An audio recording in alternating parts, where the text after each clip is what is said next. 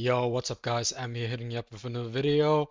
Patch 3.2.2 details, the patch notes are out and we start talking about the new aspects. Let's start with Leora. Athena is a 5-star flow. Leora is a powerful fighter with the ability to assist the team.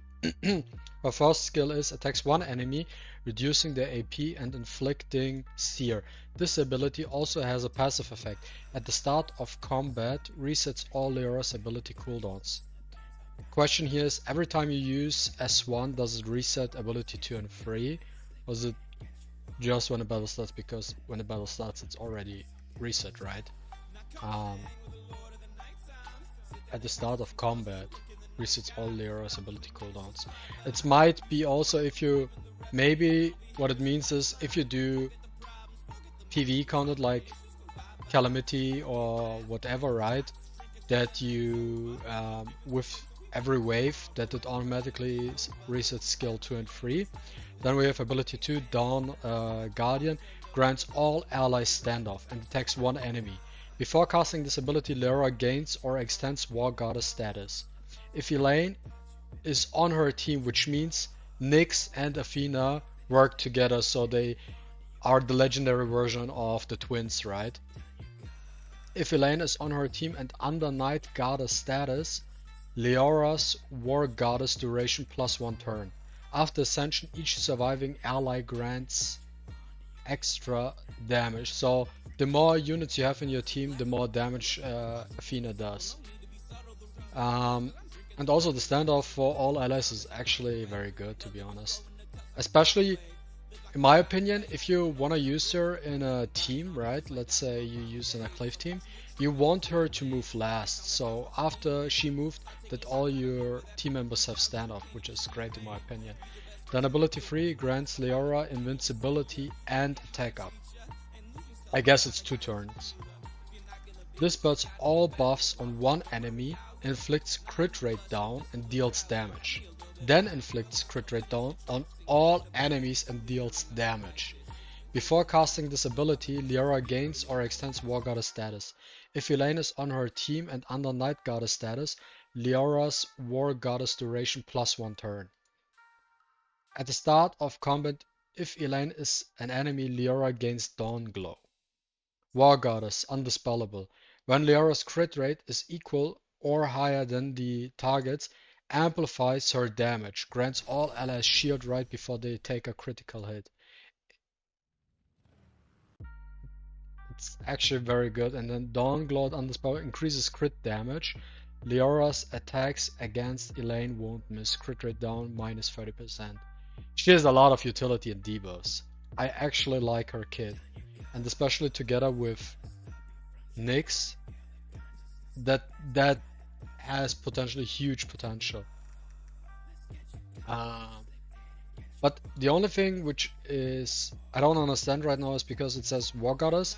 When Leora's crit is equal or higher to targets, amplifies her damage, grants all allies shield right before they take a critical hit. So does she have War Goddess from the get-go, or does she have to use like S3 for example to get it? Right.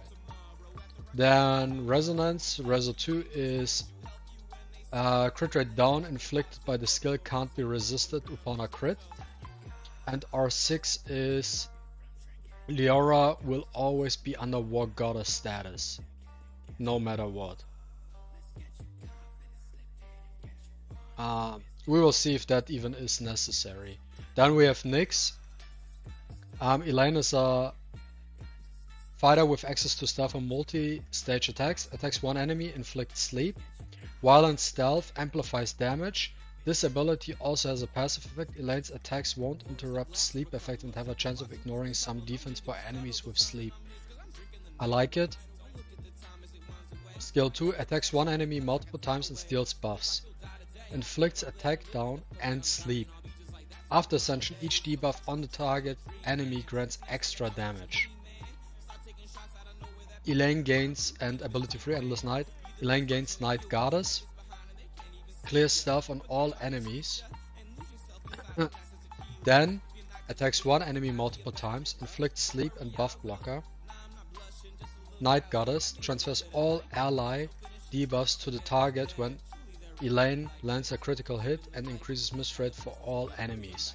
It's insane because we get a crit rate down and a miss rate down, which means enemies won't crit at all. If Leora is on Elaine's team and under War Goddess status, Elaine's Night Goddess duration +1 turn. I guess the buff is like 2 turns, and with this it's like 3 turns at the start of combat. If Leora is an enemy, Elaine gains Duskglow. Night Goddess grants Elaine stealth for 1 turn at the end of her turn, transfers 1 debuff from each ally to the target upon a crit. Triggers once per turn, increases miss rate for all enemies. Duskglow increases crit damage. Elaine attacks against Leora can't be resisted. They have very great synergy together. We have to check on the Tessa, but they actually look promising. Then R2 always has a chance of ignoring some defense when attacking. I guess some defense means like 15 to 20%. The chance increases when attacking enemies with sleep. Yeah, the crit damage. And R6, Elaine will always be under Night Goddess status.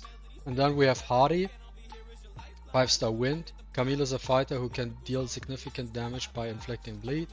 Skill 1 attacks one enemy and extends their debuffs. Skill 2 attacks all enemies and inflicts deceased.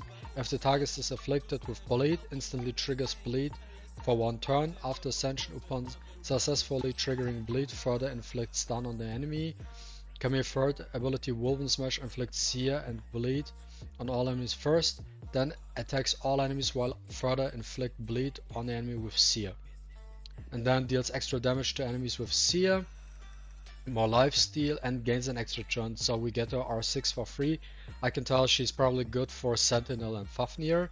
Then we have Uday, the new 4-star Shimmer, which is attacks one enemy, inflicts speed down. After ascension, increases one random ally's AP, kinda like Sienna. Skill 2 grants one ally absorb and shield, I guess for 2 turns. Attacks all enemies, dispels all debuffs from each ally and grants them attack up. And R6 is resets all ability cooldowns off the target. Wait, Serious War attacks all enemies, dispels all debuffs from each and grants them attack up. Resets all ability cooldowns off the target. This effect will not work on Uday herself. This cooldown of Serious War is not affected by any ability. Oh, it has a skill reset. Right. That's actually very strong. You can reset one of your units and then you can S3 again, which is good. Let's see how we will use her in the future. Then what's big is here, new feature, added chance up Esper selection feature to the Shimmer pool.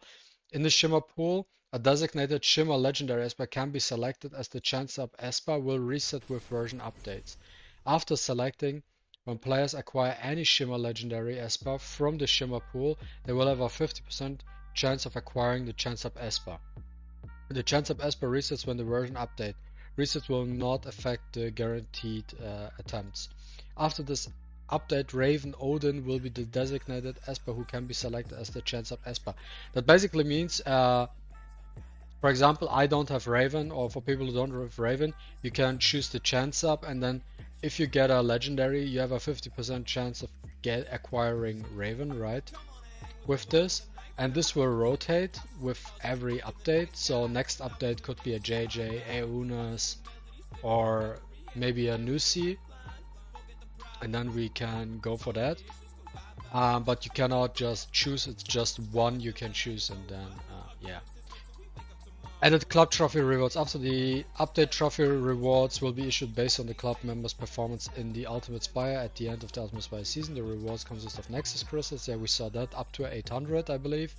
The trophy reward quantity is determined by the total number of Ultimate Spire world formation leaderboards that members are ranked in. Each leaderboard grants a maximum of 1 trophy to any given club. The total amount of Nexus crystal contained in each trophy reward is determined by the highest rank member.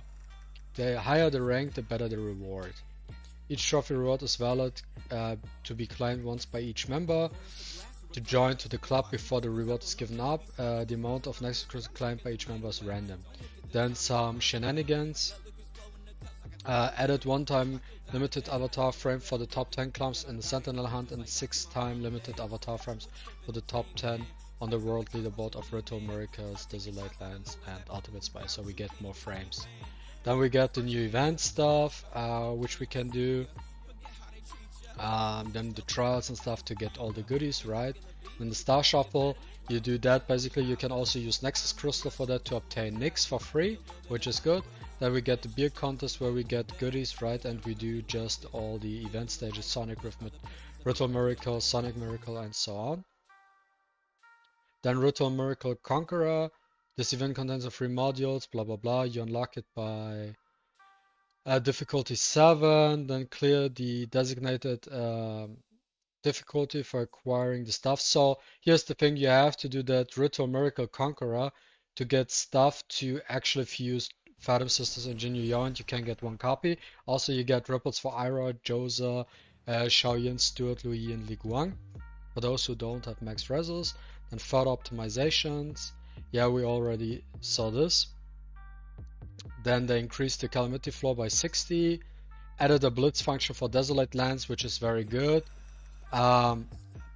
During blitz, victory or defeat will no longer be affected by the turn limit, which is good.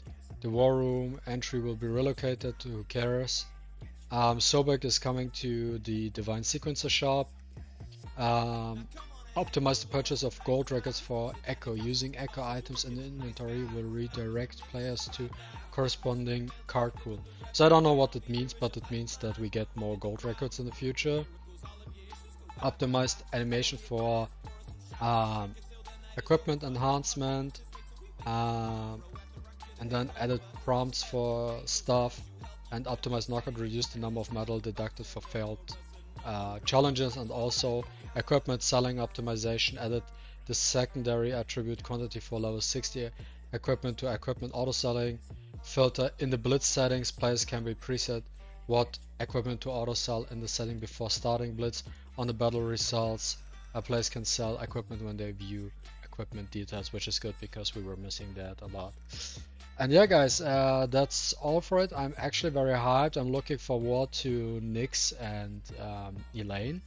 Nyx and Elaine. I mean Leora and Elaine. And yeah, I hope you enjoyed this video. Leave a like, leave a comment, and I see ya on first day on the PTR server, where you can actually have a first look on the new units. Bye!